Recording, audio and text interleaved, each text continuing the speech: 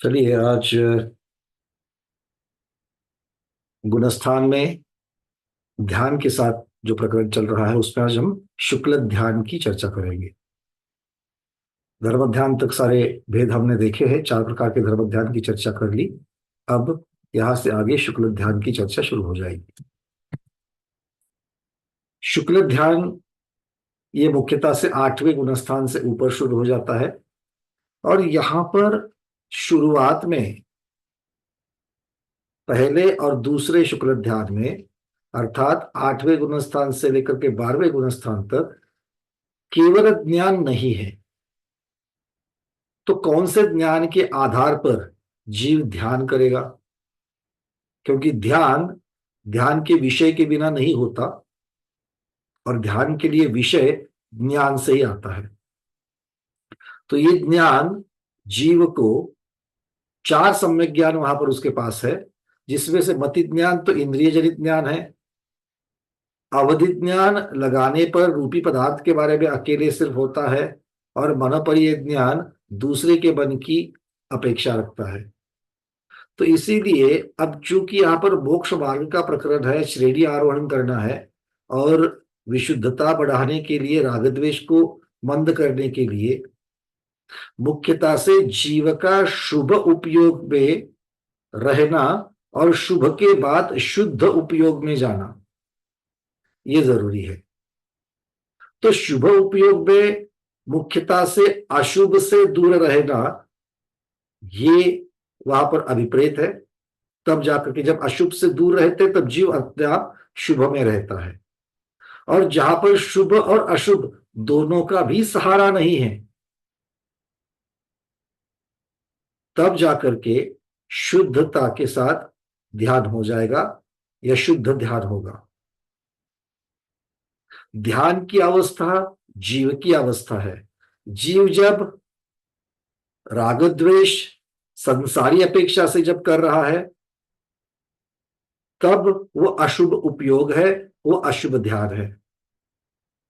जब सिर्फ और सिर्फ मोक्ष मार्ग के प्रति, धर्म के प्रति जब प्रशस्त राग के साथ में ध्यान होता है तो वो शुभ उपयोग या शुभ ध्यान कहलाता है। किंतु जब ना शुभ है और ना अशुभ है, ये कैसे घटित करेंगे? किसी भी चीज की तरफ देखो, जिनके साथ मेरी अनबन है, जिनके साथ मेरी अनबन है, उनके घर में अगर कोई ब्याह हो रहा है,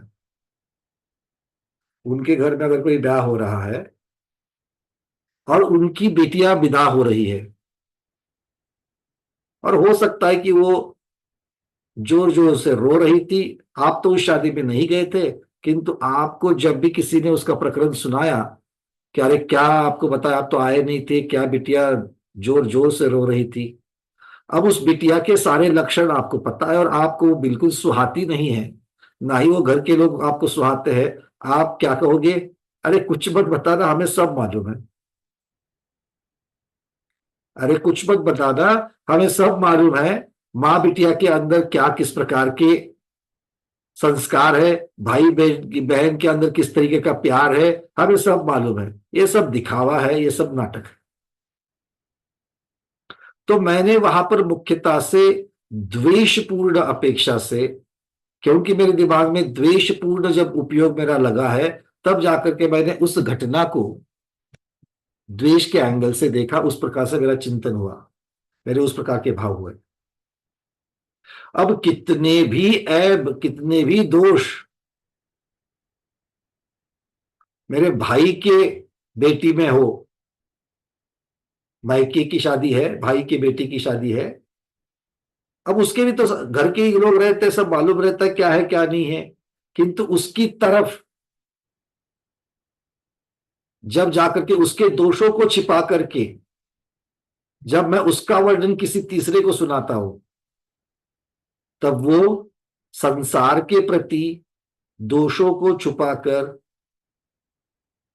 जो गुण वहां नहीं है उनको प्रस्थापित कर, संसार की अपेक्षा से वो भी मेरे लिए अप्रशस्त राग है, इसलिए वो भी मेरे लिए अशुभ उपयोग ही हुआ। किंतु जब मैं तीर्थ क्षेत्र पर जाकर गुरु के सानिध्य में बढ़ चढ़ करके अष्टानिका पर्व में, सिद्ध चक्र विधान में अपनी व्याधि को भूलकर बढ़िया से बढ़िया नाच नाच कर भगवान की भक्ति करता हूं, फिर वो जयमाला हो, आरती हो, अभिषेक हो,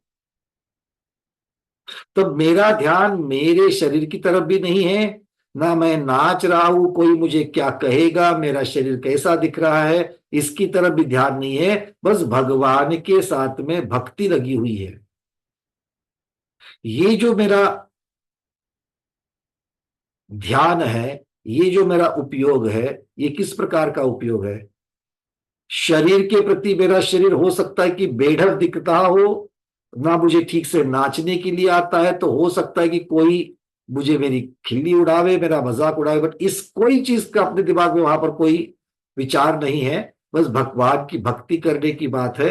ये हो गया मेरा प्रशस्त राग, ये शुभ उपयोग हो गया। अब सारी बातें तो खत्म हो गई, संसार वाली भी हो गई और प्रशस्त राग वाली मोक्ष मार्ग वाली भी खत्म हो गई। अब शुद्धोपयोग में क्या लाएंगे? शुद्धोपयोग में न्यूट्रलता लाएंगे, जिसे समता भाव कहा गया है। मतलब रास्ते से हम जा रहे हैं और जाते जाते किसी की विदाई दिखाई दे, जाते जाते किसी की विदाई दिखाई दे, तो हम वहां से ऐसे चले जाते जैसे हम वहां पर है ही नहीं है। एक घटना घट रही है, इतना सा देख करके हम ज्यादा उसके बारे में ना सोचते हुए आगे चले जाते हैं, या फिर सोचने पर भी वो गम, वो राग और वो द्वेष वाली भावनाएं मन में नहीं आती है। एक घटना की अपेक्षा से, एक न्यूट्रलता से उसकी तरफ हमारा ध्यान चला जाता है। जैसे हम एक्सीडेंट की खबरें, बलात्कार की खबरें न्यूज़पेपर में पढ़ते रहते हैं, क्योंकि इन चीजों को हम सेंसिटिविटी हमारी अब खत्म हो चुकी है। ये चीजें होती ही रहती है, होती ही रहती है। इस प्रकार से एक थर्ड पर्सन की तरफ जैसा हम लोग उसकी तरफ ध्यान दे रहे हैं, ये हो गया ना हमारे वहां पर शुभ भाव है ना अशुभ भाव है। बस एक नजदीक वाला मिलता जुलता मैं आपको उदाहरण बस इतना दे दिया, ज्यादा एक्यूरेट नहीं कर सकते इसको। तो शुद्ध भाव में मुख्यता से जीव जब शुद्ध ज्ञान की अपेक्षा से जब वहां पर चिंतन करता है, तो वो चिंतन जीव द्रव्य के बारे में चल रहा है, किसी मामा चाचा काकी के बारे में नहीं है। जबकि चाची भी जीव है, मामा भी जीव है, काका भी जीव है, किंतु उनकी उस पर्याय की अपेक्षा से वहां पर चिंतन नहीं है। एक जीव द्रव्य की अपेक्षा से, उसकी पर्याय की अपेक्षा से वहां चिंतन है। बात समझ में आ रही है? तो ये जब बिना राग द्वेष के या मंद राग द्वेष के साथ में किसी विषय की तरफ हमारा उपयोग लगता है, हम उसका चिंतन जब करते हैं, तो वो शुद्ध उपयोग होता है। ये शुद्ध उपयोग की शुरुआत है। फिर आगे बढ़ते बढ़ते बढ़ते बढ़ते विषय जैसा, विषय की जो चंचलताएं है, उन चंचलताओं को हटाते हुए किसी एक विषय के ऊपर हमारा ध्यान टिक जाए और हम थर्ड पर्सन की जैसे वहां पर अगर उसके बारे में विचार करें, तब ये शुक्ल ध्यान की व्याप्ति और भी बढ़ जाती है। और जब जीव साक्षात वीतराग हो जाता है, जब जीव साक्षात वीतराग हो जाता है, तब 12वें गुण स्थान में दूसरे शुक्ल ध्यान के अंतर्गत उस शुक्ल ध्यान की व्याप्ति और बढ़ती है और अघाति कर्म के नाश का कारण बनती है। यहां से आगे अब तक तो विषय के लिए श्रुत ज्ञान की मर्यादाएं थी, पहले और दूसरे शुक्ल ध्यान में मर्यादाएं थी। क्यों? श्रुत ध्यान के आधार पर चल रहा था। जैसे ही जीव 13वें गुण स्थान में चला जाता है और 13वें गुण स्थान के अंत में योग निरोध के लिए जब तीसरा शुक्ल ध्यान होता है, तब केवल ध्यान की अपेक्षा वहां पर जीव की एकाग्रता है। वो ध्यान किस प्रकार से होता है, इसकी चर्चा हम और आगे करेंगे। और योग निरोध के बाद में 14वें गुण स्थान में जिस प्रकार का जीव का शुद्ध स्वरूप उत्पन्न होता है, अर्थात शुद्ध ध्यान के साथ में केवल ज्ञान, ये दोनों चीजें और इसके साथ में अयोग अवस्था, इसकी अपेक्षा से चौथा जो शुद्ध ध्यान है, शुक्ल ध्यान है, वो वहां पर उत्पन्न होकर के बची हुई 85 प्रकृतियों का नाश करता है। अब ये जो वर्णन चला, ये शुभ उपयोग, अशुभ उपयोग, इसके बाद में शुद्ध उपयोग, इसकी चर्चा जो हमने की। अब इसी शुद्ध उपयोग के 4 प्रकार, जिसको शुक्ल ध्यान के 4 प्रकार मानते हैं, उसको आचार्य भगवंतों ने एक एक नाम दिया है। सबसे पहले का नाम है पृथकत्व विचार, दूसरे का नाम है एकत्व विचार, तीसरे का नाम है सूक्ष्म क्रिया प्रतिपाति, और चौथा है विपरीत क्रिया निर्वृत्ति। देख लेते हैं एक शब्द को। पृथकत्व विचार, ये 2 शब्द आ गए। अब इसमें से पृथकत्व का अर्थ तो सब लोग समझ लेते हैं, बदल बदल कर, अलग अलग से। और विचार, विचार शब्द का अर्थ होता है संक्रमण। विचार का अर्थ क्या होता है? संक्रमण। संक्रमण मतलब बदलना। तो किसको बदलेंगे? आचार्य कहते हैं 3 चीजों को बदला जा सकता है। 3 चीजों को बदला जा सकता है। सबसे पहले, चिंतन करने के लिए जो योग्य पदार्थ है, ध्यान करने के लिए, चिंतन करने के लिए जो पदार्थ है, विषय है, उस विषय को ही बदलना। मतलब कभी पर्याय का ध्यान किया, कभी गुण का ध्यान किया, कभी गुण और पर्याय सहित संपूर्ण द्रव्य का ध्यान किया, उसके बारे में सोचा, तो यह कहलाता है अर्थ संक्रमण। दूसरा है व्यंजन संक्रमण। व्यंजन किसे कहते हैं? वचन को। व्यंजन संक्रमण। व्यंजन शब्द किसके लिए आया है? वचन शब्द के लिए आया है।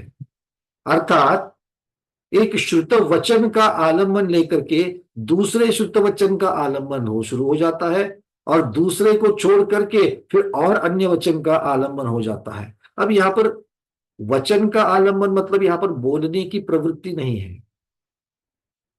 यहां पर वचन का आलंबन मतलब शुद्ध वचन, यहां पर सैद्धांतिक बातें हैं। पहले वाले में क्या था? अर्थ संक्रमण में क्या था? विषय में द्रव्य का विषय या तो पदार्थ पर्याय की अपेक्षा, या तो गुण की अपेक्षा, या तो फिर पूरे गुण द्रव्य पर्याय की अपेक्षा। किंतु जब यहां पर व्यंजन की बात आती है तो शुद्ध वचन का आधार लेकर के, तो शुद्ध वचन किसे कहेंगे? सिद्धांत को शुद्ध वचन कहेंगे। सिद्धांत को शुद्ध वचन कहेंगे। मतलब सासादन गुणस्थान के साथ में नरक में जन्म नहीं होता, ये शुद्ध वचन है। अब इसका आलंबन लेकर के जीव सासादन गुणस्थान के बारे में सोच रहा है, नरक में उत्पत्ति के बारे में सोच रहा है। अब ये एक हो गया, इसके साथ में दूसरा आलंबन शुरू हो सकता है।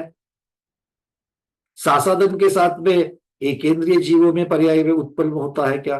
तो फिर निर्वृत्त पर्याप्तक अवस्था में सासादन गुणस्थान कौन कौन सी पर्याय में होता है, इसका विषय का ध्यान शुरू हो जाएगा। अब यहां से चूंकि पर्याप्ति के साथ में विषय चला गया है, तो पर्याप्ति से संबंधित कोई शुद्ध वचन, जैसे निर्वृत्त पर्याप्तक अवस्था में मरण नहीं होता, पर्याप्तक जीव के निर्वृत्त पर्याप्तक अवस्था में मरण नहीं होता, ये शुद्ध वचन है, अर्थात सिद्धांत है, नियम है, अकाट्य नियम है। अब उसके बारे में शुरू हो रहा है।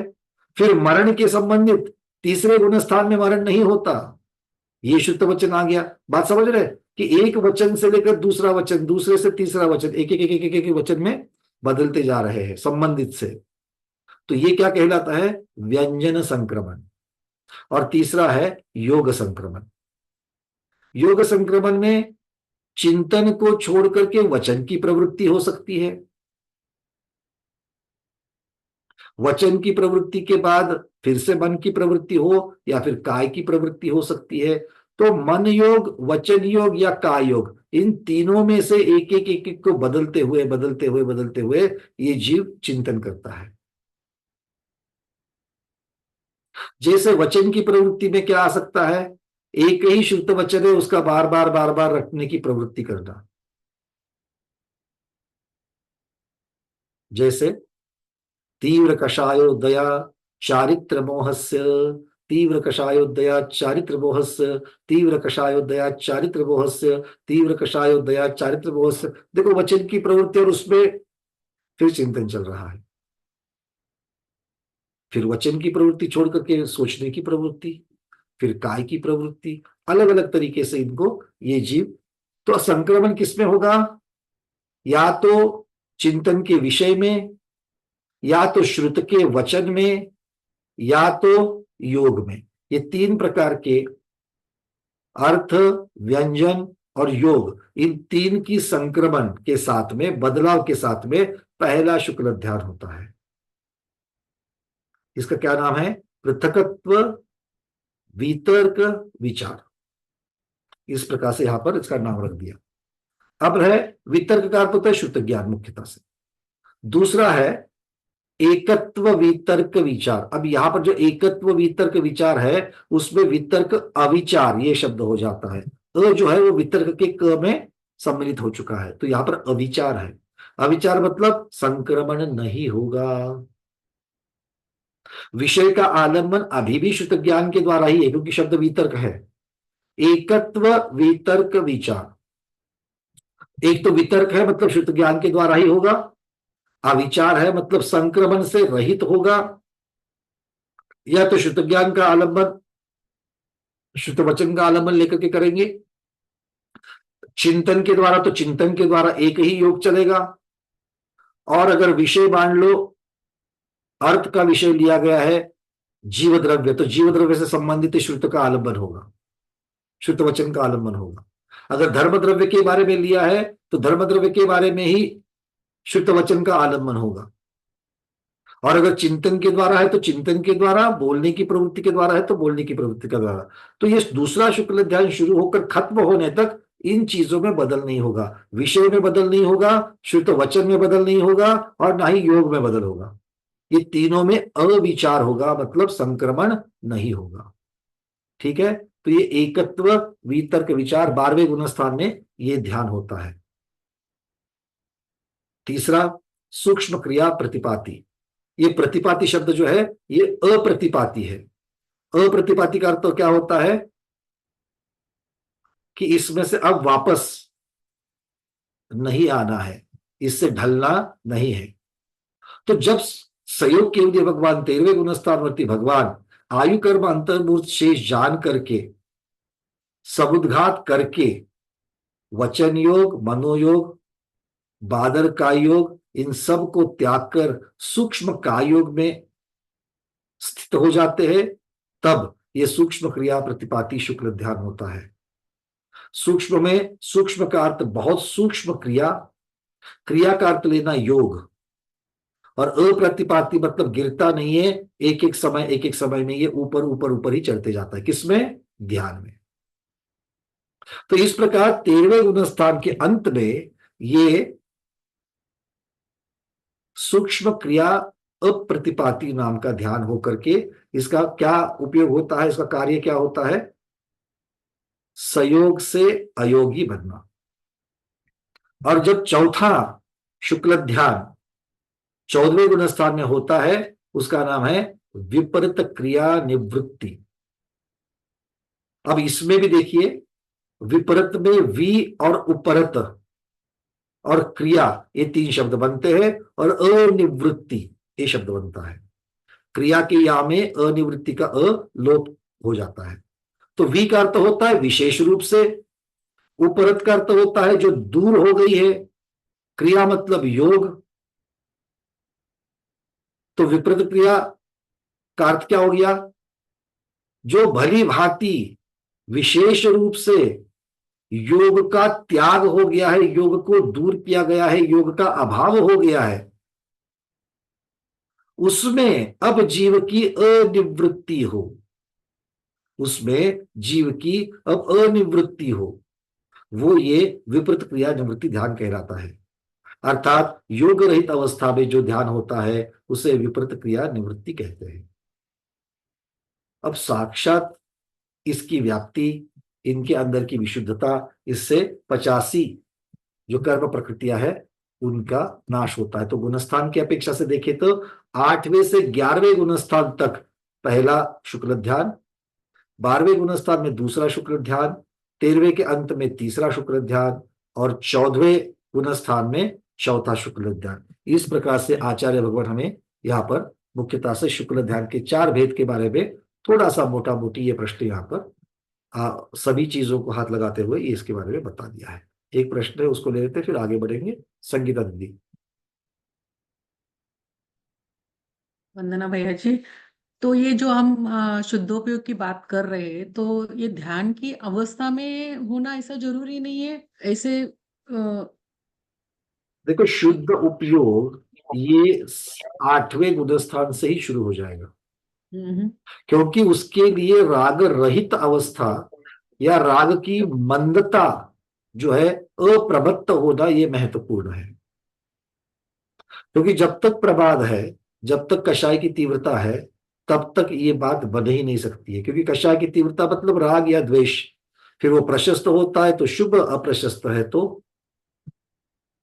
और इसीलिए कई कई आचार्यों ने तो यथाख्यात चारित्र में, अर्थात वीतरागी होने के बाद 12वें गुणस्थान में ही, मतलब वहां तक 10वें गुणस्थान के अंत तक उन्होंने धर्म ध्यान को माना है कथनचित अवस्था।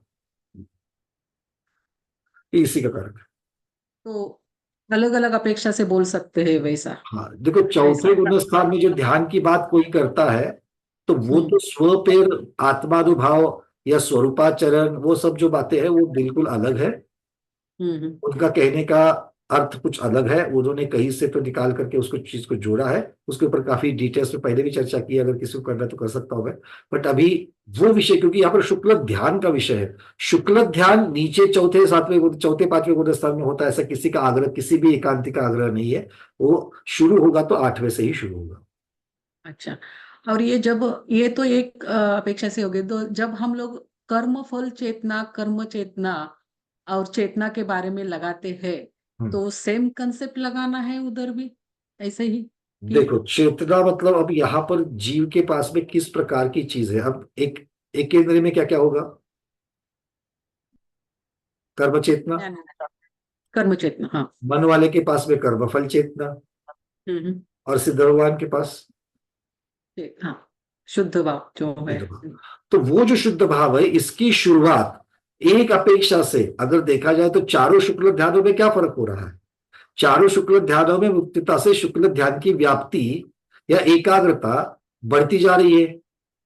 अगर हम ऐसा कहें तो वो सिर्फ पहले और दूसरे शुक्ल ध्यान में घटित होगा, क्योंकि तीसरे और चौथे गुण स्थान, तीसरे और चौथे शुक्ल ध्यान में वहां पर पहले से ही केवल ज्ञान है, और दूसरे दूसरे तीसरे चौथे तीनों में वीतरागता है। तो किस चीज की व्याप्ति वहां पर बढ़ रही है? तो शुद्ध भाव 10वें गुण स्थान के अंत तक चारित्र मोहनीय कर्म की अपेक्षा से है। क्योंकि श्रेणी को आप भले 12वें गुण स्थान तक तो खींच लो, वो मुख्यता से किस अपेक्षा से है? केवल ज्ञान की अपेक्षा से है।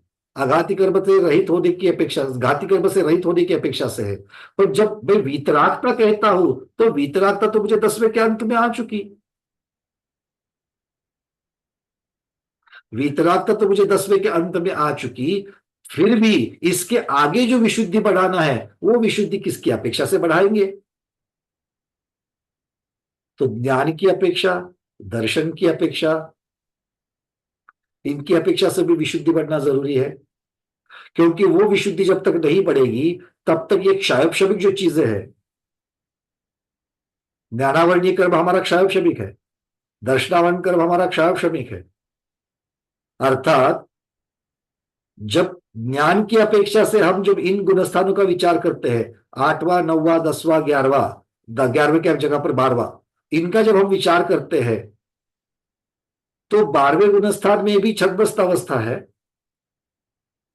10वें में भी छद्मस्त है, 8वें में भी छद्मस्त है, 7वें में भी छद्मस्त है। तो क्या ये सभी छद्मस्त अवस्थाएं ज्ञानावरणीय कर्म की अपेक्षा से समान है? क्या समान मान सकते हैं? और इसीलिए आचार्य भगवान ने कहा है कि जो चारित्र मोहनीय कर्म की जो विशुद्धि है, उस विशुद्धता से भले आपने द्रव्य श्रुत ना पढ़ा हो तो भी भाव श्रुत की अपेक्षा से सारा श्रुत ज्ञान आपके पास आ जाता है। जैसे ही जीव श्रेणी चढ़ना चालू करता है तो 8वें 9वें 10वें गुणस्थान में जो भी प्रक्रिया चारित्र बोनी के साथ हो रही है, तो उससे आपको पूरा का पूरा भाव श्रुत जो का त्यों आपके आत्मा में प्रकट हो रहा है बिना पढ़े। अगर ऐसा नहीं होता तो शिवभूति महाराज को केवल ज्ञान होता ही नहीं, जिनको तुष्बास भिन्न इतने के ऊपर ही जो श्रेणियां आरोहण करने के लिए तैयार हो गए थे। तो शुक्ले चाद्य पूर्वविद इस प्रकार से जो कहा गया है, तो पूर्वविद का अर्थ यह होता है कि 14 पूर्व का ज्ञान होना अर्थात श्रुत ज्ञान होना। और आद्य आद्य मतलब पहले शुक्ल ध्यान, तो पहला और दूसरा शुक्ल ध्यान मुख्यतः से अर्थ यह है कि पहले और दूसरे शुक्ल ध्यान में पूर्वविद, अब यहां पर दो अर्थ निकलते हैं। एक है कि ये पूर्वविद को ही होता है, अर्थात जिसको शुद्ध ज्ञान पूरा हो चुका है उसको ही होता है, अर्थात शुद्ध केवली, हरे को शुद्ध केवली बनना पड़ेगा। मतलब 8वें गुणस्थान की शुरुआत में सभी शुद्ध केवली होते हैं ऐसा मानना पड़ेगा। पर ऐसा नहीं है, क्योंकि कुशिल मुनिराज के बारे में जब वर्णन आता है तो उनका गुणस्थान जब हम देखेंगे और उनके ज्ञान की मिनिमम ज्ञान और मैक्सिमम ज्ञान, इनकी जब हम बात देखेंगे सर्वासिद्धि जैसे ग्रंथराज में, ये बात फिट नहीं होती है। उनको पूर्व का ज्ञान होवे ही ये जरूरी नहीं है। तो ये इन सब चीजों को एक साथ कैसे बिठाएंगे? इसका अर्थ यह कि अविभाग प्रतिच्छेद जो हम जिसकी चर्चा करते हैं, जो मेरा ज्ञान गुण है, उस ज्ञान गुण के अविभाग प्रतिच्छेद 8वें 9वें 10वें गुणस्थान में भी बढ़ते बढ़ते बढ़ते जाते हैं और 12वें गुणस्थान में भी वो बढ़ते जाते हैं। तभी तो 12वें गुणस्थान के अंत में जब उनकी शक्ति ऑलमोस्ट पूर्ण होती है, तब जाकर के ज्ञानावरण कर्म का नाश होकर के जीव को संपूर्ण ज्ञान प्रकट होता है। अगर हम यूं कहेंगे कि सम्यक दर्शन के साथ में सम्यक ज्ञान होता है और सम्यक दर्शन की पूर्तता 7वें गुणस्थान में हो ही गई थी क्षायिक सम्यक दृष्टि होने के साथ में, तो 7वें गुणस्थान में क्षायिक सम्यक दृष्टि का जितना सम्यक ज्ञान है और 12वें गुणस्थान के जीव का जितना ज्ञान है, क्या वो समान है? वो हो ही नहीं सकता है। तो इसीलिए अलग अलग चीजों, तो आप विशुद्धि बढ़ाते जाना बढ़ाते जाना बढ़ाते जाना, ये 10वें गुणस्थान के अंत तक तो चारित्र बोधनीय कर्म की अपेक्षा से है। दूसरे शुक्ल अध्याय में तो चारित्र बोधनीय कर्म है ही नहीं है, राग द्वेष है ही नहीं है, तो फिर आप किसकी विशुद्धि बढ़ा रहे हो?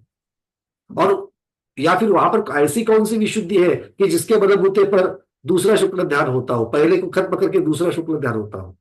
क्योंकि पहले से दूसरे में क्या है, एक तो संक्रमण की जगह पर, विचार की जगह पर अविचार है और पृथकत्व की जगह पर एकत्व है। तो दोनों चीजें कंसंट्रेशन बढ़ने के लिए ध्यान की तरतमता बढ़ाने की ओर संकेत कर रहे हैं।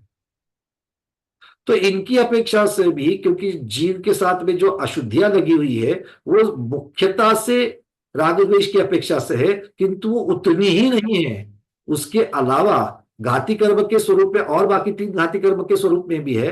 तो उनको हटाने के लिए भी विशुद्धि की जरूरत है और उन कर्मों की अपेक्षा से विशुद्धि वहां है, किंतु प्राप्त किससे हुई है? प्राप्त वीतरागता से हुई है।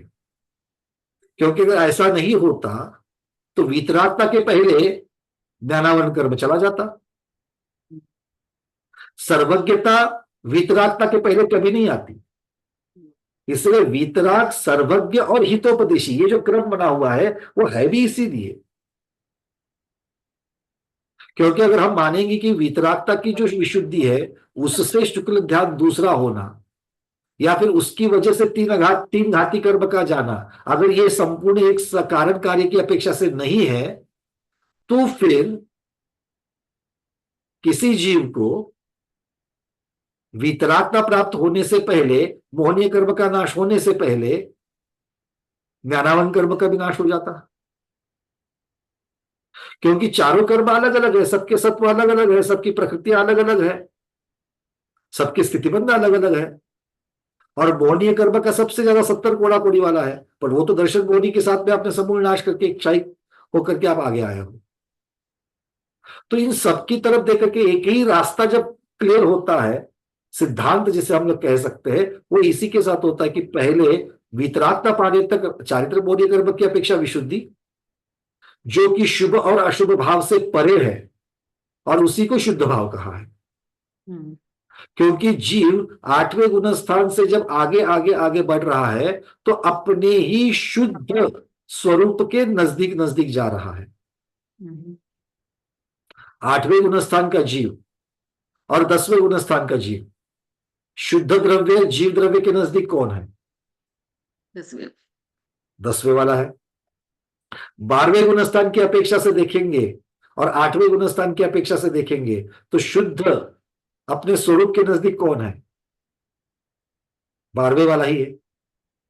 इसका अर्थ क्या है कि ये जो नीचे आपने जो 3 करण करके जो आपने यंत्र शुरू कर दिया है, उस यंत्र के साथ में अकेले मोहनीय कर्म के साथ में ही प्रक्रियाएं नहीं हो रही है, तो इसका इफेक्ट आकर के आपको दूसरे शुक्ल ध्यान और दूसरे शुक्ल ध्यान के द्वारा बाकी के 3 कर्मों को नष्ट करना, ये सारी प्रक्रिया ये इसी का, इन तीनों करणों का या इन श्रेणी का है। और इसीलिए श्रेणी को 12वें गुणस्थान तक रखा है, 10वें गुणस्थान में खत्म नहीं किया।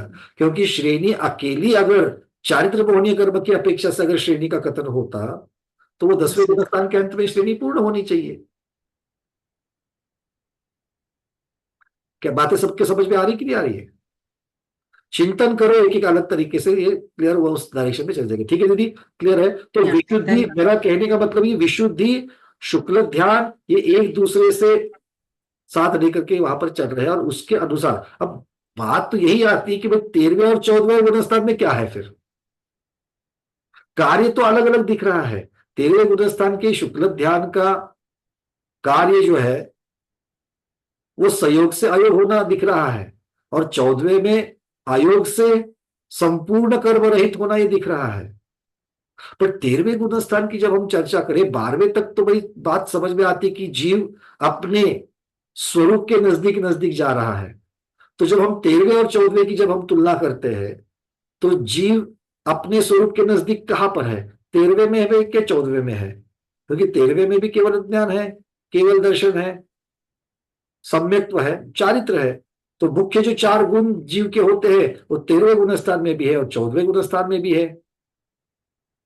बट सिर्फ एक ही चीज का जो फर्क है, जो 13वें और 14वें गुण स्थान में जीव को अपने शुद्ध स्वरूप को प्राप्त करने में बीच अड़चन बना रहा है, और वो है योग। और योग एक ऐसी चीज है कि जिसकी वजह से अभी भी कर्म का आश्रय हो रहा है और जीव को संसारी और मुक्त के बीच में रोक के रख रहा है। इस अपेक्षा से तीसरे शुक्ल ध्यान में मुख्यता से जीव को और नजदीक अपने स्वरूप के लाया जा रहा है और 14वें गुण स्थान में चौथे शुक्ल ध्यान में जीव को अपने स्वरूप को प्राप्त कराया जा रहा है। तो इस तरीके से, और ये कहने के लिए 4 शुक्ल ध्यान के भेद है, बड़ी कोई अलग बात थोड़ी है। ये एक ही शुक्ल ध्यान अवस्था के अलग अलग भाग है, बस इतना सा फर्क है। क्योंकि अंतकृत केवली की अगर हम बात करेंगे तो जो श्रेणी आरोहण करने के बाद, मतलब पहले शुक्ल ध्यान से अंतिम शुक्ल ध्यान तक जिनका सारा कुछ अंतर्मुहूर्त में होता है, वहां पर तो एक शुक्ल ध्यान से दूसरे शुक्ल ध्यान के बीच में गैप बनी ही नहीं रही। वैसे सूक्ष्मता से समयों की अपेक्षा से देखेंगे तो कुछ होगी। क्योंकि अगर अंतकृत केवली अगर मान लो अपनी आयु के अंतिम 6 महीने के अंदर ही अगर वो श्रेणी आरोहण कर रहे हैं, इसका अर्थ ही है कि उनका नियम से समुद्घात होगा, और समुद्घात होगा इसका अर्थ है कि समुद्घात के समय में तो शुक्ल ध्यान नहीं है, तो शुक्ल ध्यान में खंड आ गया, दूसरे शुक्ल ध्यान से तीसरे शुक्ल ध्यान के बीच में खंडित हो गई धारा। समयों की अपेक्षा से देखा जाए तो, क्योंकि 8 समय के लिए तो खंडित होगी होगी कम से कम। हम्म, हाँ या ना?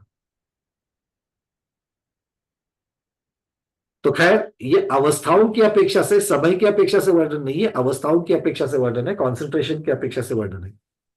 और एकाग्र चिंता निरोधो, ये जो चिंता चिंतन की अपेक्षा से वर्णन, ये तो छद्मस्तों की अपेक्षा से वर्णन हो जाएगा। जबकि 13वें गुणस्थान में 14वें गुणस्थान में चिंतन नाम की चीज है ही नहीं है। अगर नहीं है तो पहले गुणस्थान से 14वें गुणस्थान में किस किस प्रकार का ध्यान है, ये चर्चा होनी जरूरी है। क्या मिथ्या दृष्टि कोई ध्यान नहीं करता है? मिथ्या दृष्टि भी ध्यान करता है। तो वो ध्यान कौन कौन से हैं, इसकी चर्चा भी यहां से आगे चालू होती है। आचार्य भगवान कहते हैं कि मिथ्यात्व के साथ में अशुभ ध्यान होता है। कैसे? मिथ्यात्व के उदय से जीव अनादिकाल से गति में घूम घूम रहा है, शरीर को धारण कर रहा है, और शरीर को धारण कर रहा है मतलब जन्म और मरण के दुख को भोग रहा है, उन उन भवों संबंधी फिर कष्टों को भोग रहा है और परिभ्रमण कर रहा है। तो प्रबल मिथ्यात्व के कारण ही हमेशा आर्द्र और रौद्र ध्यान होते रहता है। कितनी बड़ी बात आचार्य भगवान कह रहे हैं। आर्त ध्यान और रौद्र ध्यान का कारण वो मिथ्यात्व कह रहे हैं। ये वन ऑफ द रीजन है, ऐसे समझना, वन ऑफ द रीजन है। क्यों? क्योंकि अगर ये एकमात्र अगर कारण होता तो फिर सम्यक दृष्टि और अनुवृत्ति को रौद्र ध्यान नहीं होता, सम्यक दृष्टि अनुवृत्ति और महावृत्ति को आर्त ध्यान नहीं होता। शब्दों का फिर समझ में आ रहा है? मिथ्यात्व आर्द्र और रौद्र ध्यान का एक कारण है, किंतु एकमेव कारण नहीं है।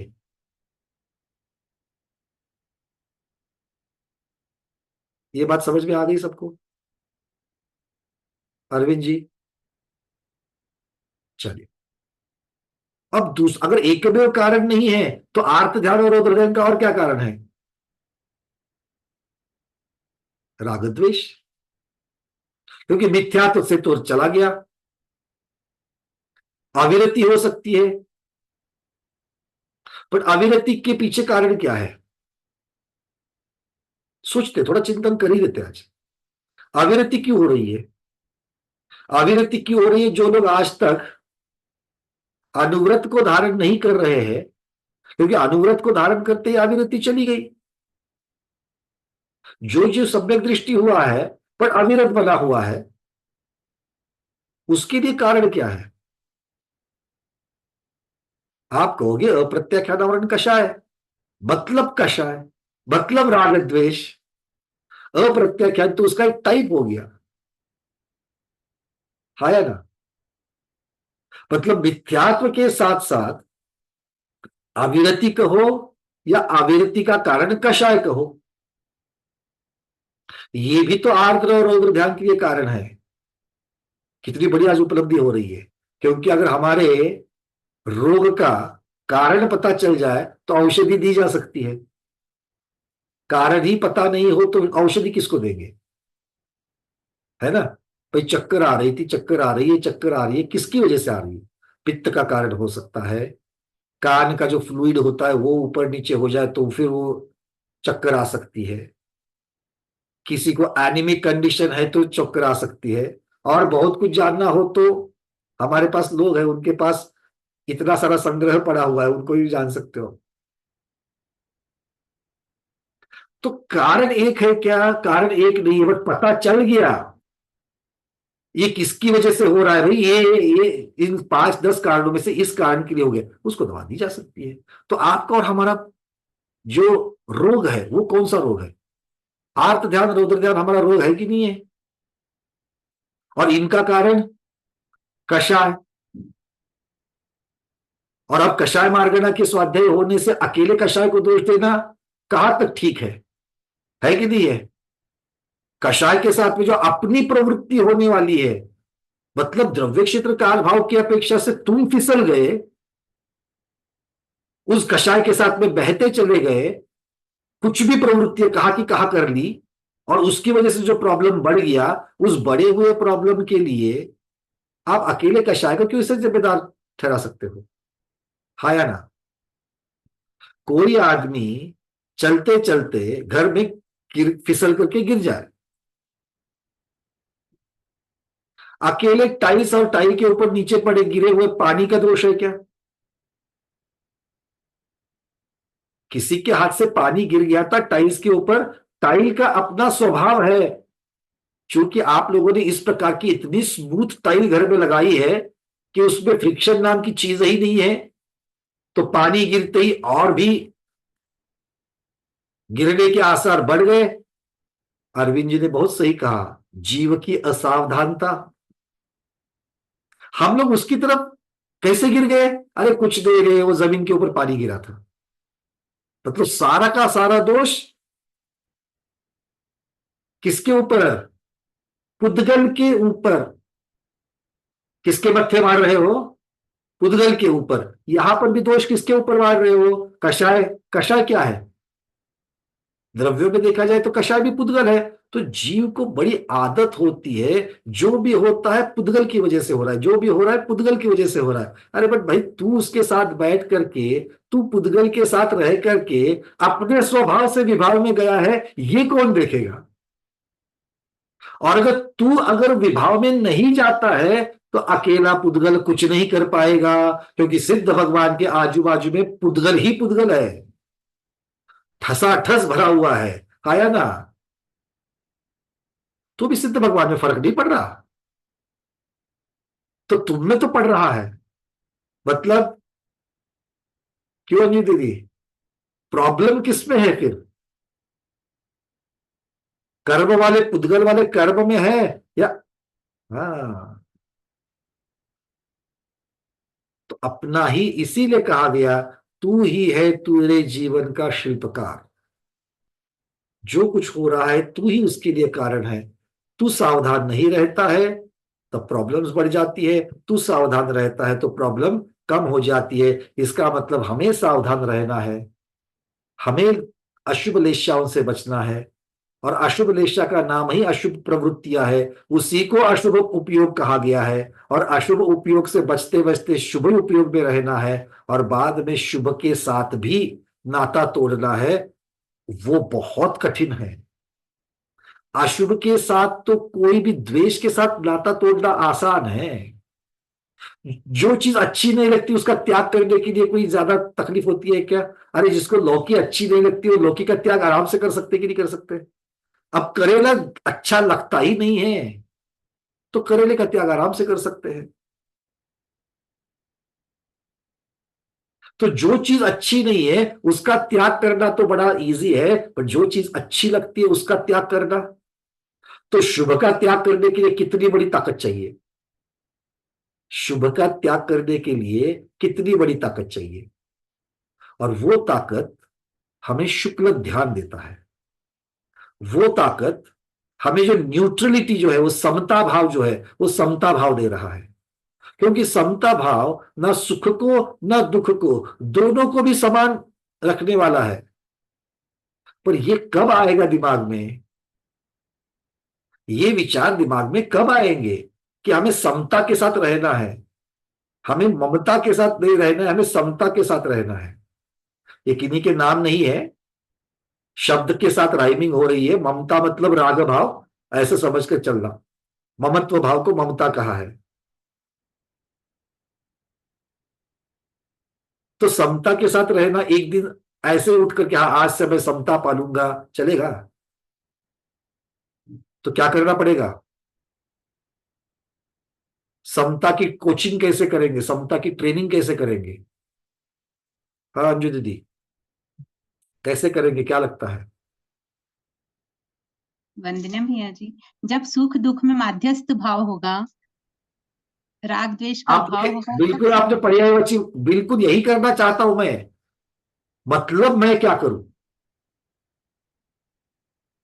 माध्यस्थ भाव, समता भाव। स्वभाव में रहना होगा अपने। बिल्कुल, मैं स्वभाव में रहना चाहता हूं, मेरे को प्रैक्टिकल वे बताओ। देखो, महावीर भगवान ने तीर्थंकर, स्वयं तीर्थंकर हुए और तीर्थंकर बनने का रास्ता भी दिखा दिया।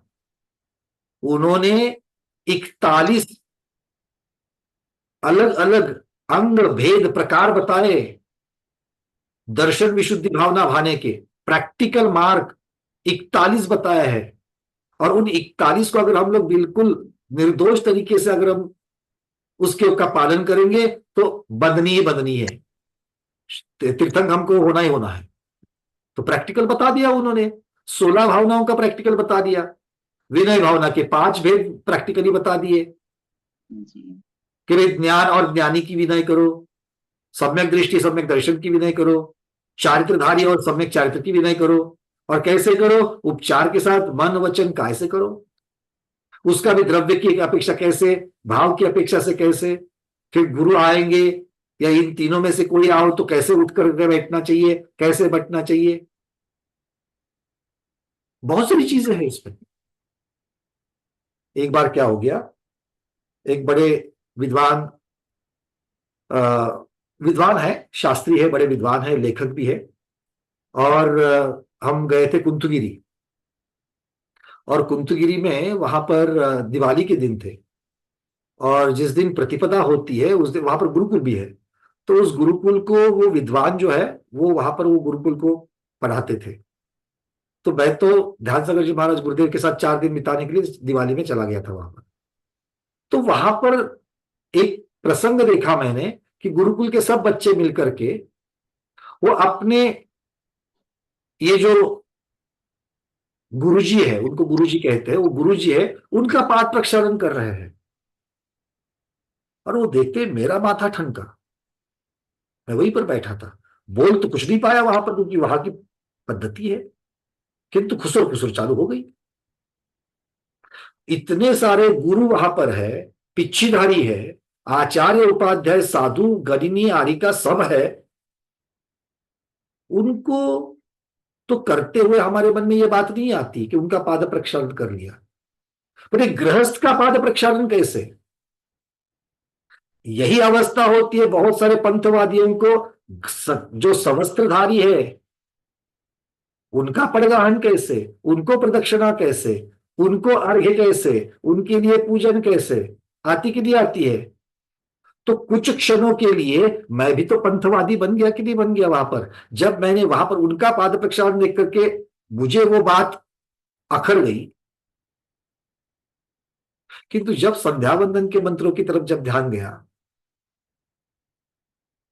अरभ्यो नमः, सिद्धेभ्यो नमः, पाठकेभ्यो नमः, सूर्यभ्यो नमः, इसमें पंचदश जो 15वां 14वां 15वां जो भेद आता है वहां पर है विद्या गुरवेभ्यो नमः। जो विद्या प्रदान करने वाले गुरु है उनको भी वहां पर नमस्कार कर दिया है। तो ये वन बाय वन आप अलग अलग तरीके से कुछ भी आप उसका पर्यायवाची शब्द रख दो। अब हम लोगों की कहां से शुरुआत हो गई थी अंजू दीदी, आपके कुछ शब्दों से हमारी इसकी तरफ चला गया, मैं किसकी तरफ चला गया मुझे समझ में नहीं आया, बट खैर मुख्यता से हाँ, गुरु की विनय, बहुत बढ़िया सुरेश जी, ये उपचार विनय की अपेक्षा से है। क्योंकि जब उसके ऊपर चर्चा हुई तो चर्चा होने के बाद गुरुदेव ने ऐसा अंजन डाल दिया कि वापस ऐसा पंथभेद ना आवे। उन्होंने कहा फिर उपचार विनय में क्या करोगे पंकज जी, और विनय किसकी करनी है? सम्यक ज्ञानी की, सम्यक ज्ञान की। अगर अकेले चारित्र की करनी होती तो सम्यक दृष्टि और सम्यक ज्ञानी शब्द आता ही नहीं था। तो उपचार विनय हमको सबके साथ लगाना है, सम्यक दृष्टि की उपचार विनय, सम्यक ज्ञानी की उपचार विनय, सम्यक चारित्रधारी की उपचार विनय। और उपचार में पद्धति दी गई है कैसे कैसे करना है। गुरु आवे तो आपको खड़े उठ करके खड़े होने के लिए कहा दिया है। तो ये सारी जो चीजें हैं बताइए, प्रैक्टिकल मार्ग जैसे बताया है वैसे क्या शुक्ल ध्यान का ट्रेनिंग करने के लिए, ये समता भाव धारण करने के लिए कोई प्रैक्टिकल नहीं बात बताई महावीर भगवान ने? अगर बताई है तो वो क्या है? क्योंकि उसी का तो हमको आज जरूरत है ना। क्योंकि हम लोग इस निष्कर्ष तक आए हैं कि हमको समता भाव रखना है ताकि हमको शुक्ल ध्यान की प्रैक्टिस करनी है। अरे आया ना, हाँ, क्योंकि ये समता भाव मुझे संलेखना में भी काम आने वाला है।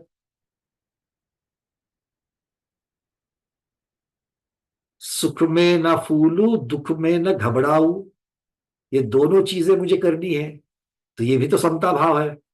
तो समता भाव को मैं लाऊं कैसे? वो तो ऐसे ऐसे नहीं आता है, और ऊपर से मैं कितना भी दम्भ नाटक कर लूं, अरे हाँ मैं बिल्कुल समता भाव से देखता हूं। और एक बात भी याद रखना, निश्चय के प्रकरण में आपने जो शुक्ल निश्चय का नाम देखा वहां पर लिखा था प्रतिपक्ष रहित रहना, न पक्ष न प्रतिपक्ष। ये जिस दिन हम करते हैं उस दिन हम शुक्ल दिशा में रहते हैं। मतलब मैं जब जब समता भाव रखूंगा, मैं शुक्ल लेशिया भी जाऊंगा, मुझे रास्ता मिल गया शुक्ल लेशिया भी जाने का। अरे बट जाऊं कैसे, क्या करूं? एक टांग पर खड़ा हो जाऊं, सर नीचे पांव ऊपर करूं, क्या करूं? जल्दी बताओ, कुछ तो बताओ, उपाय तो बताओ। इसी को आचार्य भगवंतों ने सामायिक विधि कहा है। लोग सामने से प्रश्न करते, भैया सामायिक में करना क्या होता है? तो हम एक सामायिक विधि की किताब भेज देते हैं, जो हमने अभी अभी चारों ग्रुप में डाली है। क्यों डाली है? क्योंकि कम से कम अष्टानिक के 8 दिन तो सामायिक कर पाए, और बड़े तरीके से दिया गया है। आवर्त करो, शिरोन्नति करो, पर इतना ही नहीं करना है।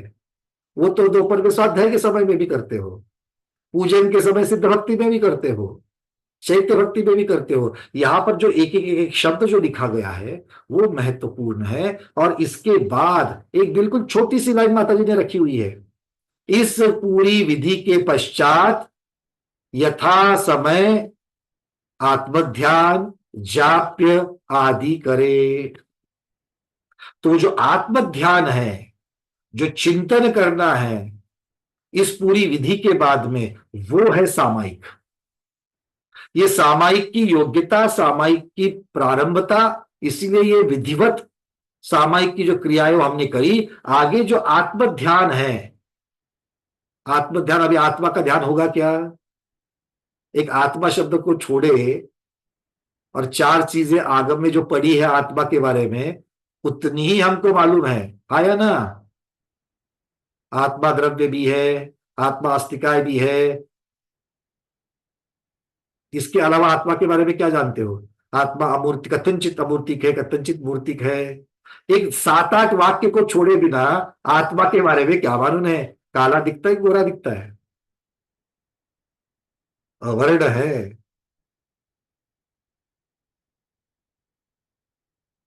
विराग सनातन शांत निरंशम, ये सब किसका वर्णन है? ये सारा का सारा आत्मा का तो वर्णन है, शुद्ध जीव का तो वर्णन है, जो हर रोज सिद्ध भगवान सिद्ध अष्टाधिक में बोल रहे हैं वो। इसके बारे में मैं जब चिंतन करूं और अभी मुझ में वो नहीं है, अरे नहीं है तो कोई बात नहीं है, मेरा प्रयास वहां जाने के लिए रहेगा। और फिर सुख और दुख की केस में समता कैसे रखनी है मेरे लिए, तो ऐसा एक चिंतन करना है आपको। और इसी के लिए तो इसका नाम तो सामायिक कहा गया है। आपको शांतता से बैठ करके चिंतन करना है, और चिंतन करके करके अपने मन को समझाना है। क्या समझाना है? कल मेरे ऊपर सबसे बड़ा दुख आ जावे, कौन सा सबसे बड़ा दुख होगा? इष्ट का वियोग। सबसे इष्ट कौन है हमें? सबसे इष्ट कौन है हमें जिसका वियोग हो जाए? क्या है, कौन लगता है आपको? सबको इष्ट कौन लगता है? मां, पिताजी, पति पत्नी, बेटा बेटी, गुरु। हाँ, हेमांगी दीदी वहां से दिखा रही है। शरीर, हमारा शरीर सबसे हमें इष्ट है, बिल्कुल सही पकड़ा। क्यों?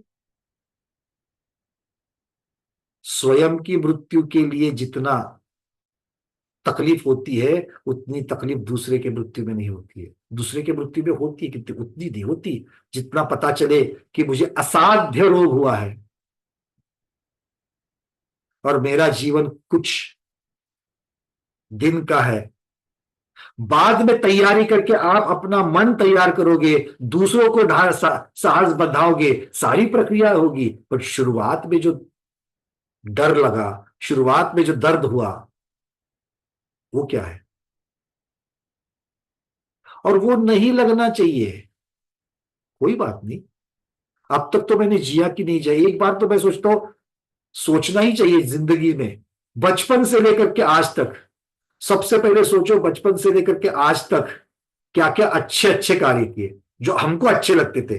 खाना पीना, मौज मजाक, कहां कहां घूम करके आ गए। एक बार सोच करके मन की तृप्ति कर लो। कहां जाने का रह गया है वो चिंता, वो अभी नहीं सोचना है।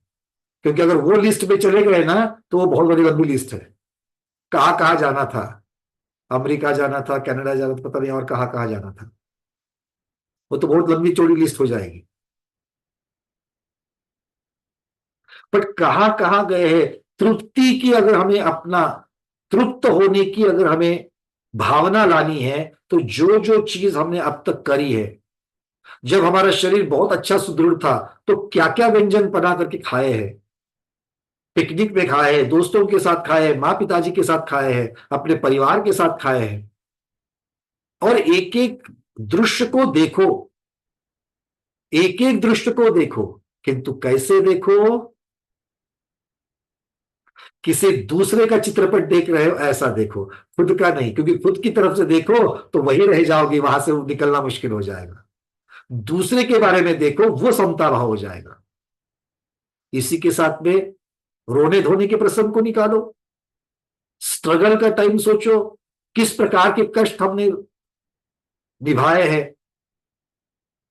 कष्ट बहुत कुछ हो सकते हैं, परिवार के बारे में हो सकते हैं, आर्थिक परिस्थिति के बारे में हो सकते हैं, कामकाज के बारे में हो सकते हैं, शरीर के बारे में हो सकते हैं, अपनी दुर्बलता के कारण हो सकते हैं, बहुत कारण हो सकते हैं। एक एक को ले लो, और तब वो जो सोच कर रहे हो, वो सोचते वक्त हमें बुरा लगेगा, किंतु हमें बुरा लगने नहीं देना है। पहले खुश हो रहे थे, खुश होने नहीं देना है, और दूसरे में दुख होगा, याद करके आंखें भी भर आएगी। ऐसे ऐसे प्रसंगों से हम लोग चले गए हैं, आंखें भी भर करके आएगी। किसी इष्ट की, हमारी परिवारजन की याद आ सकती है, और उसमें हम लोग आंखों में आंसू भी आ सकते हैं, पर वो आने नहीं देना है। वही तो अपनी परीक्षा चल रही है, क्योंकि इस प्रकार की टेस्ट, इस प्रकार की परीक्षा हर रोज जब तक नहीं देंगे, तब तक हम समता भाव को नहीं अपना सकते। और यही सामायिक है, ये आप सुख दुख, लाभ हानि, इष्ट अनिष्ट सबके साथ कर सकते हो, और इसीलिए सामायिक है। जब आप में अब उपवास करने की ताकत नहीं है, आप में ज्यादा देर बैठ करके पढ़ने की ताकत नहीं है, याद नहीं रहता है, शब्दों के अर्थ समझ में नहीं आते हैं, आप में ज्यादा देर तक बैठ करके जाप पे करने की ताकत नहीं है, तो क्या है? मैं ऐसे जीव की बात कर रहा हूं कि जो बेड रिडन है, वो कुछ नहीं कर पा रहा है, पर अपना विचार, ये सारी चीजें सोए सोए, बैठे बैठे, पड़े पड़े बिस्तर पर सामायिक कर सकता है कि नहीं कर सकता है, और उससे खुद को वो समता भाव में स्थापित कर सकता है कि नहीं कर सकता है। बस हमें यही हर रोज ये साधना करनी है। 2 दिन पहले मेरा एक इस प्रकार से चिंतन जा रहा था कि चलो गोमटसार जीवकांड तो चलिए, कर्मकांड रह गया है, कर्मकांड कब करेंगे, कब करेंगे, कब करेंगे। और उसमें एकदम से मेरा पता नहीं क्या हो गया, मुझे ऐसा लगा नहीं, कर्मकांड की उससे ज्यादा तो हमें अभी सब जितने भी बैठे हैं, भगवती आराधना की बहुत जरूरत है। क्योंकि भगवती आराधना पढ़ने के लिए, उसके ऊपर अमल करने के लिए, समझने के लिए और तैयारी करने के लिए समय चाहिए। वो अंतिम 8 दिन में, अंतिम 1 महीने में पढ़ करके नहीं होगा, किसी के संबोधन के द्वारा नहीं होगा। और जितने भी हमारे स्वाध्याय मेरे सामने दिखते हैं मुझे, स्वयं के साथ, मुझे लगता है कि अगर अब तैयारी नहीं करेंगे तो कब करेंगे। जितना संसारी जीव के बारे में जानना था और उसके माध्यम से जितना कर्म सिद्धांत जानना था, उतना जान लिया। अब कर्मकांड में क्या जानोगे? समय प्रबंध की रचना, निर्जरा का द्रव्य, फाली, कांडक, इनको जान करके अब क्या करना है? ये जानने का समय निकल गया, क्योंकि उसको समझने के लिए समय चाहिए, उसके ऊपर चिंतन करने के लिए समय चाहिए, उसका आकलन होने के लिए समय चाहिए, और फिर उसका उपयोग करके बाकी के ग्रंथ पढ़ने के लिए समय चाहिए। उतना समय किसके पास है या नहीं है? तो सबसे ज्यादा हमें क्या जरूरत है? भगवती आराधना की जरूरत है, जिसके भी हम जितना भी बचा हुआ ये जो भव है, ये बिल्कुल सही जगह पर हम उसको लेकर के जाएंगे। तो खैर, ऐसे ही बात अभी दिमाग में आ गई करके मैंने इसको छेड़ लिया। मुख्यतः से विषय ये चल रहा है कि ये गुणस्थान प्ररूपना, ये ध्यान की चर्चा। अब एक एक गुणस्थान की चर्चा को मैं थोड़ा सा ले रहा हूं, सामायिक जो करना है, सामायिक में चिंतन में ये जो सारे विषय है, इन विषयों को हमको सामायिक में लेना है। सामायिक कोई बड़ी चीज नहीं, उसका हवा मत बना। वो तो दूसरी प्रतिभाधारी 2 बार करता है, पहली प्रतिभाधारी कभी कभी करता है, और तीसरी प्रतिभाधारी दिन में 3 बार करना पड़ता है। अरे वो तो ठीक है भाई, अवृत्ति को सामायिक करने के लिए किसने मना कर दिया है? अवृत्ति को सामायिक करने के लिए क्योंकि सबका सार क्या है? इतने सारे ग्रंथ पढ़ोगे, उन सबका सार क्या है?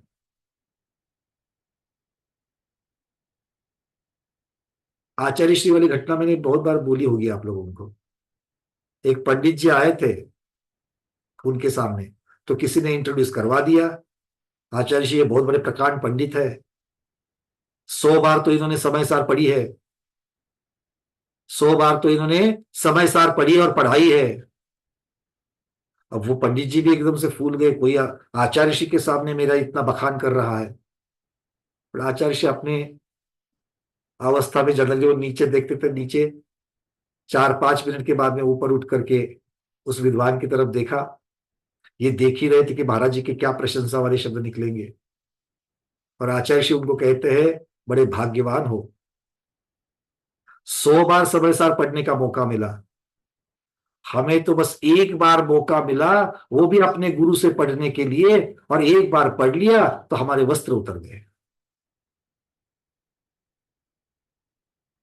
क्या संदेश दे रहे वो तो, मतलब क्या विचार और किस प्रकार की। वो जो 1 बार गुरु से पढ़ा, उसके बाद अगर चिंतन नहीं होता तो वैराग्य होकर के, वस्त्र उतर करके आज उस अवस्था में विद्यासागर जी बनते क्या हो? आज त्रिलोक पूज्यता जो जो उनके पास है वो मिलती क्या उनको? और ये पढ़ रहे हैं, पढ़ा रहे हैं, पढ़ रहे हैं, पढ़ा रहे हैं, चिंतन नहीं है। भले एक एक गाथा कंठस्थ हो, एक एक गाथा का अर्थ कंठस्थ हो, आचरण में नहीं आया तो क्या फर्क हुआ? इसीलिए चरणान्यों की ग्रंथ बहुत महत्वपूर्ण है। आगे बढ़ते हैं। आचार्य भगवान कह रहे थे, प्रबल मिथ्यात्व के कारण हमेशा आर्त और रौद्र ध्यान करता रहता है। कौन? मिथ्या दृष्टि। यहां पर मिथ्यात्व को मिथ्यात्व गुणस्थान की अपेक्षा से आगे बना लिया है उसको, अर्थात पहले से दूसरे गुणस्थान में आर्द्र और रौद्र ध्यान की प्रबलता होती है। तीसरे गुणस्थान तक आर्द्र और रौद्र ध्यान की प्रबलता है।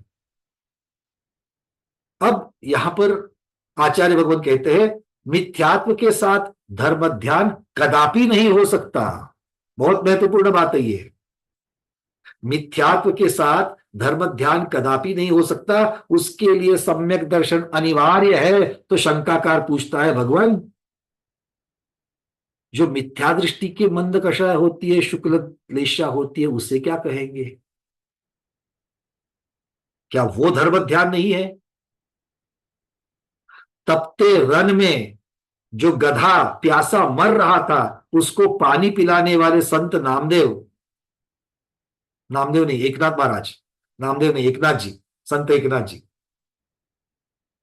क्या उनको धर्म ध्यान वाले नहीं कह सकते हैं उस करुणा भावना को? आचार्य भगवान कहते हैं नहीं, क्योंकि मिथ्या दृष्टि के मंद कषाई परिणामों को, करुणा भावों को सिर्फ शुभ भावना कह सकते हैं, धर्म ध्यान नहीं। अंडरलाइन कर लेना, शुभ भावना तो कह सकते हैं, धर्म ध्यान नहीं। मतलब धर्म ध्यान में शुभ भावना तो होती है, किंतु अकेली शुभ भावना ही होवे ये जरूरी नहीं। कितनी बड़ी बात है ये।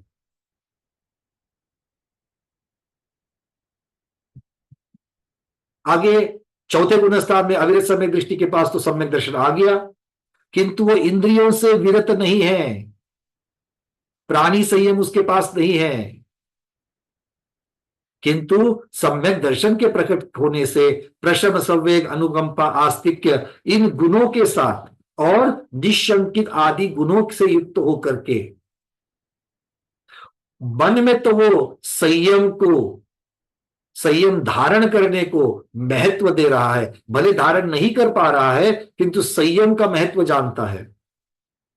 इसीलिए इस जीव को आर्द्र और रौद्र ध्यान हो सकते हैं, किंतु उनकी तरतमता कम होती है और ये जो जीव है वह धर्म ध्यान की प्राप्ति हेतु आज्ञा विचय, अपाय विचय, विपाक विचय, संस्थान विचय, इन धर्म ध्यानों का अभ्यास करता है। तो चौथे गुणस्थान में धर्म ध्यान अभ्यास रूप से कहा गया है। चौथे गुणस्थान में धर्म ध्यान अभ्यास रूप में कहा गया है। अब चलते पांचवें गुणस्थान। वो रहता है ना, बच्चे वेट करते रहते, अपना अपना रोल नंबर कब पुकारा जाएगा और हमारी प्रगति पुस्तक में क्या मार्क्स मिले। तो वैसे चौथे गुणस्थान वालों का हो गया। अब अनुवृत्ति की बात चल रही है। अनुवृत्ति के लिए क्या कह रहे हैं? यद्यपि देश विरत, त्रंस हिंसा से विरत और स्थावर हिंसा से अविरत होता है, संयमा संयम होता है, तथापि इस गुणस्थान में आर्त ध्यान, रौद्र ध्यान और भद्र ध्यान हो सकते हैं। धर्म ध्यान को नहीं लिया। धर्म ध्यान की जगह पर भद्र ध्यान कहा। देखो, आचार्य भगवान है ना, वो निष्पक्ष है। जिसको जितना देना है उतना ही देते हैं, उससे ज्यादा नहीं। तो यहां पर कह रहे हैं भद्र ध्यान, मतलब आर्त और रौद्र ध्यान अविरत सम्यक दृष्टि से भी उनकी जो तरतमता है बहुत कम है, और उसके परिणामों को ये जीव उपशम से दूर करता है। अरे देशवृत्ति को उपशम बहुत बार करता है। देशवृत्ति उपशम करता है कि नहीं करता है? मन की इच्छाओं को विरोध करना, इच्छाओं को दबाना। क्योंकि अभी अभी तो भोग और उपभोग से उठ करके आया है और भोग और उपभोग का परिमाण किया है। भोग और उपभोग का परिमाण किया, किंतु करने के लिए मन तो ललचाता है, और जब जब ललचाता है तो बोलता है नहीं मेरा इसका त्याग है, मैं नहीं करूंगा, मेरा इसका त्याग है, मैं नहीं करूंगा। तो दबा रहा है उसको। भोगों के साथ ये धर्म ध्यान करता है। इसी को आचार्य देवसेन महाराज भाव संग्रह में भद्र ध्यान कहते हैं। भोगों के साथ धर्म ध्यान कर रहा है। हाँ या ना? कितनी सुंदर बात कही है। अनुवृत्ति, देशवृत्ति,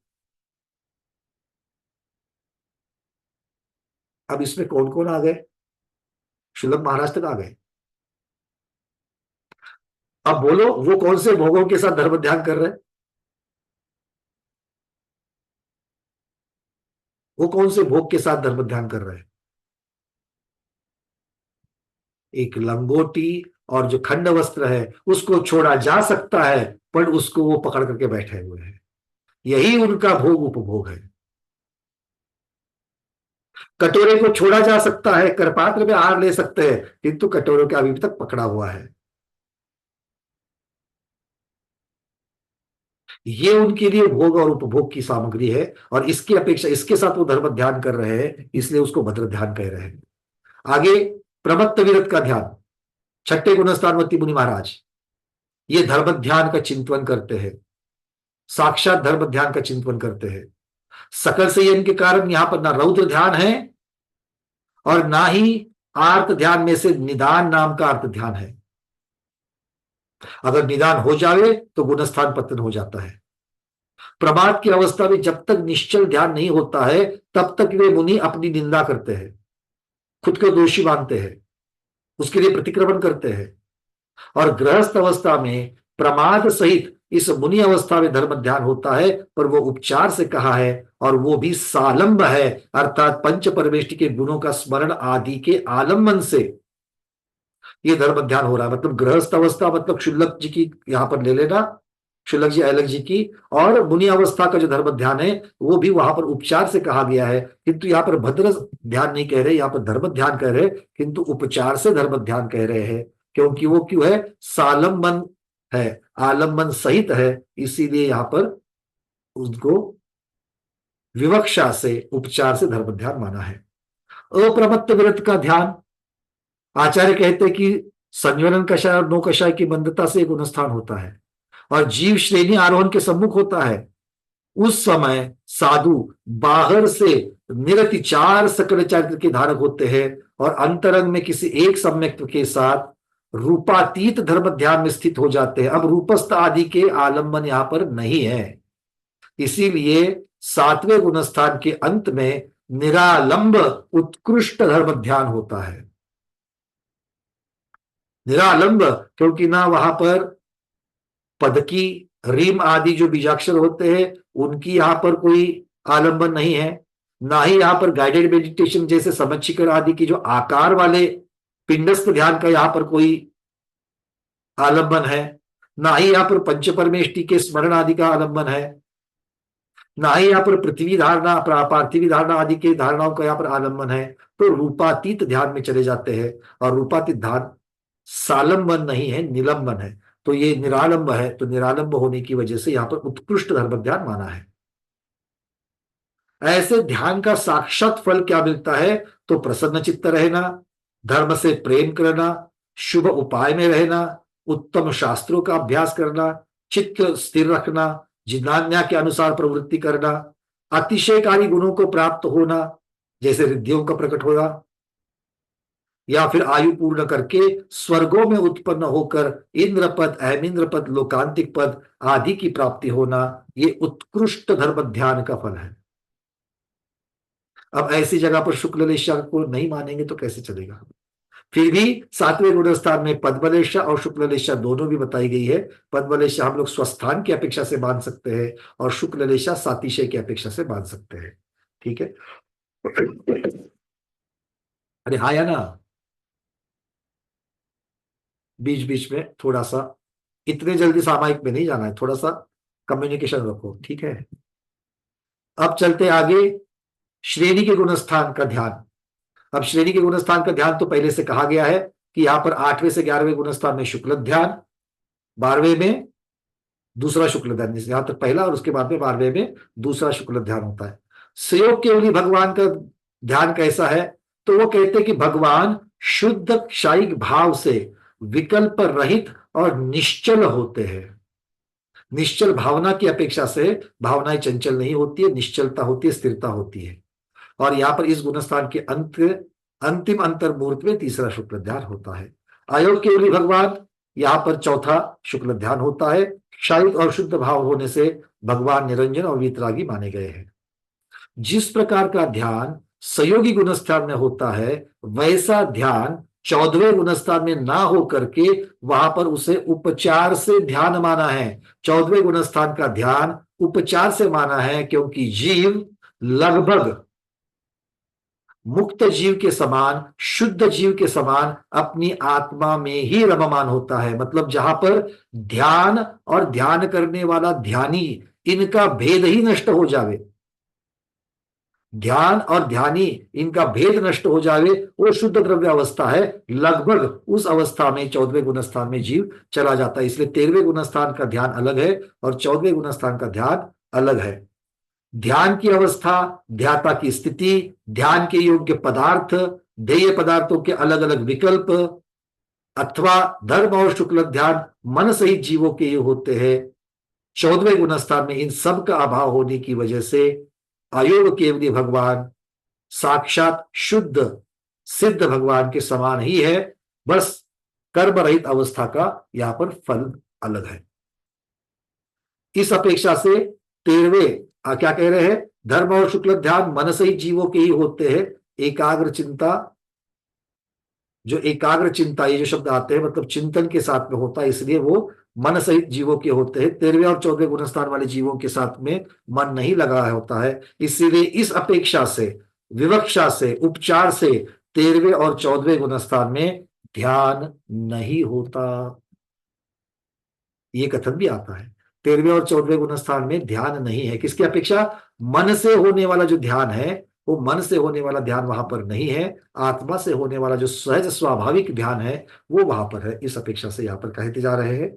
इस अपेक्षा से ये सारा जो गुणस्थान प्ररूपना का जो वर्णन है वो पूरा हो गया। इत्याचार्य श्री नेमिचंद्र विरचितायाम गोमठ सारा परिणाम पंच संग्रह वृत्तो जीव कांडे विंशति प्ररूपणासु गुणस्थान प्ररूपना नाम प्रथमोधिकारः। बोलिए गोमठ सार जीवकांड ग्रंथराज की जय। सिद्धांत चक्रवर्ती नेमिचंद्र महाराज की जय।